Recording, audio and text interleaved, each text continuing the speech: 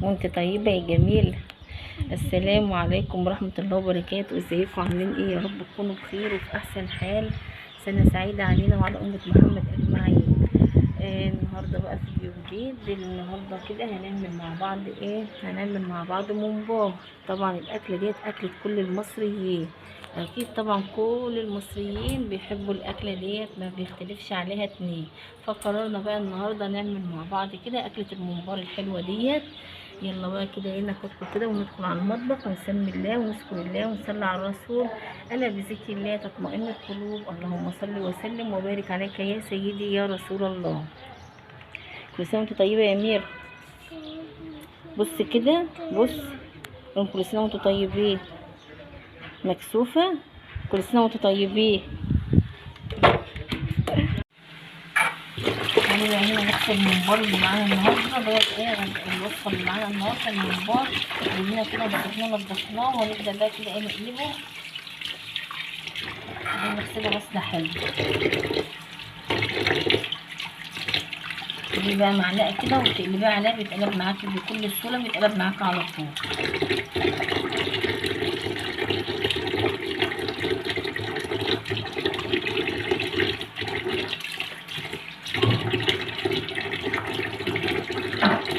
شايفه اتقلب معانا اهوت على طول، ما بياخدش اي وقت خالص. على معلقه واقلبيه بقى.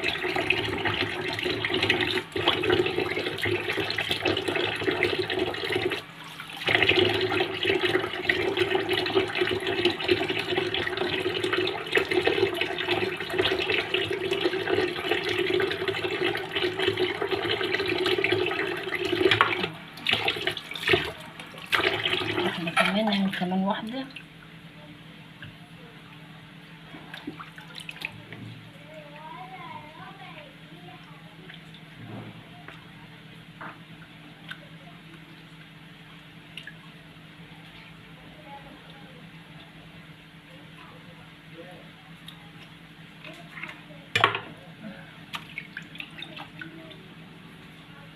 بس كده، حطيه على المعلقه كده وقلبيه، بيتقلب معاك على طول اهو، ما بياخدش وقت خالص.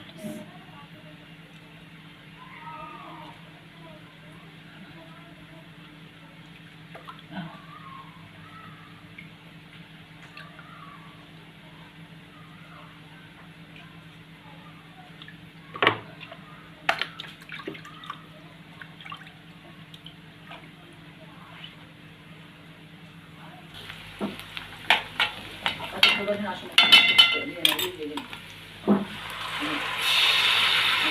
دي التقليه بقى. كنت انا موضوعه بصله بقى وفص ثوم كده وصفرتهم شويه، ونزلت بالتقليه بتاعتي عشان كان عندي تقليه جاهزه، ونزلت بيها كده ايه على طول.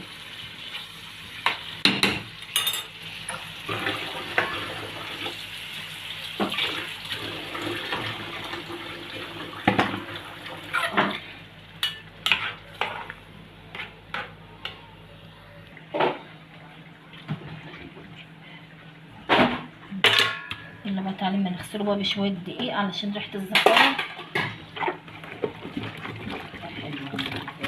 نغسله بشويه دقيق كده حلوين،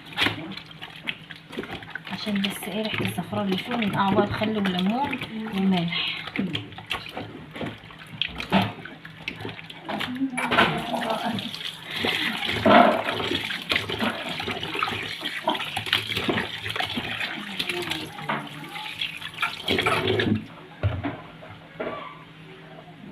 خلاص بقى كده خلصت بسيط. تعالي بقى نوضب له بقى ننقعه كده الليمونه. هي تعصرها بقى بشويه الميه دول. اعصر بقى ليمونه وشويه خل وشويه ملح. احط بقى شويه خل واحط شويه ملح.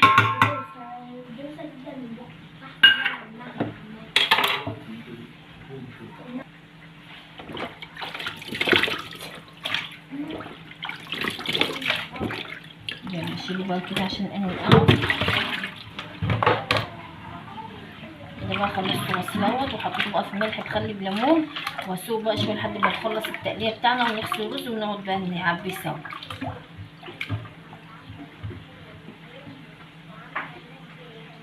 ده واحد. معانا بقى هنا بصله واحده صغيره وفصين توم هنحطهم علشان نحطهم على تقليه المحشي، والعروق ديت اللي احنا مقطعينها منه، وشويه كزبره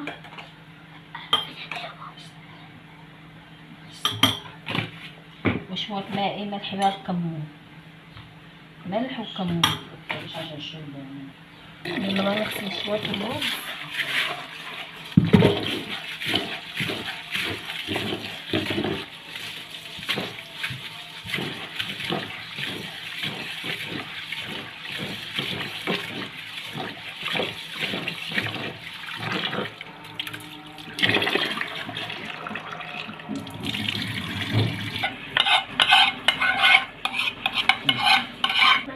نحط بقى معلقه من هريسه الشطه كمان عليها ونقلبه بقى ونقعد نعبي الممبار.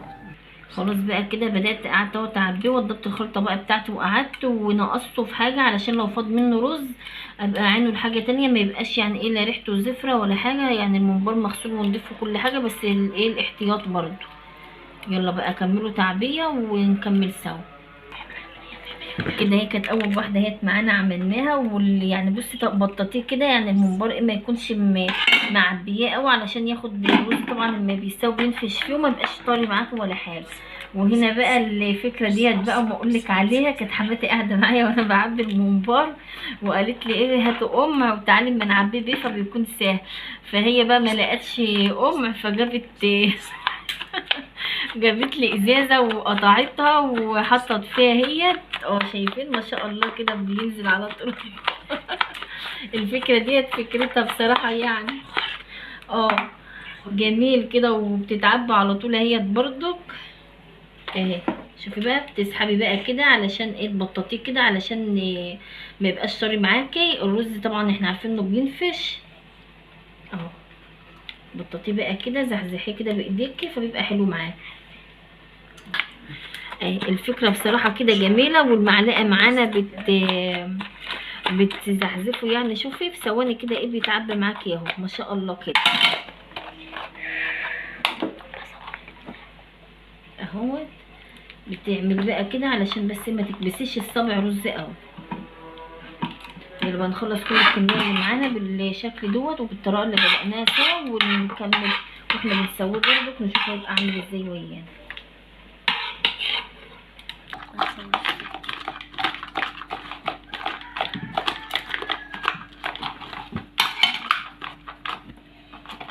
عبيه صباحه تعالي كده، تعالي كده بجد شويه.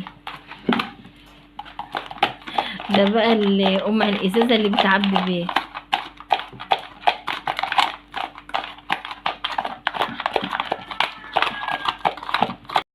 معنا الفيديو شوفوا الفكره ديت، جبنا ازازه وقطعناها وعبينا بها الممبار.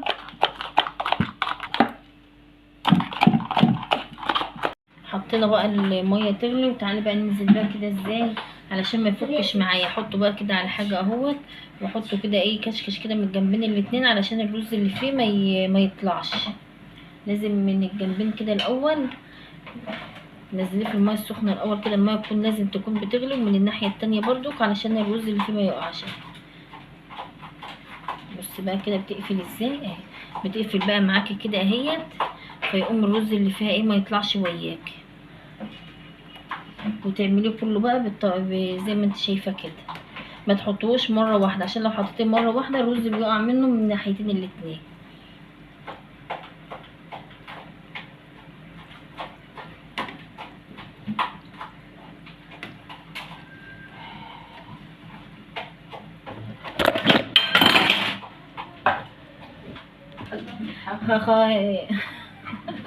خلصنا بقى نحط له بقى بهارات بقى، نحط له طماطم وبصله برده. انا حطيت حته صلصه كده علشان ما عنديش طماطم، بس ديت طماطم فريش يعني مش مسبكه ولا حاجه. واحط له بقى كده ايه شويه حبهان وعود قرفه بقى كده حلو محترم كده معتبر بقى فيها، وشويه لوري بقى، ونظبطه كده ايه ملح وفلفل. وخلاص بقى نسيبه بقى يستوي، ونشوفه بعد ما يستوي على التحمير وعلى الاكل بقى على طول بالهنا والشفا.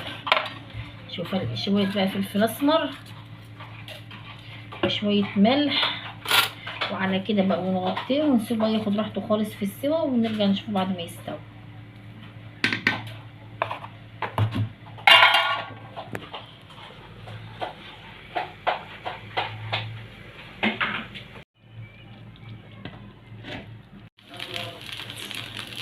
خلاص باينه. كنا وصلنا كده بقى للنهايه، وطلعت الممبار اهوت بقى وبدات احمر فيه.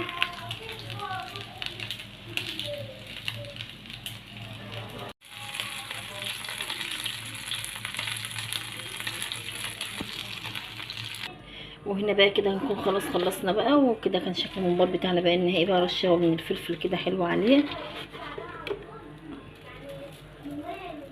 بالهنا والشفا.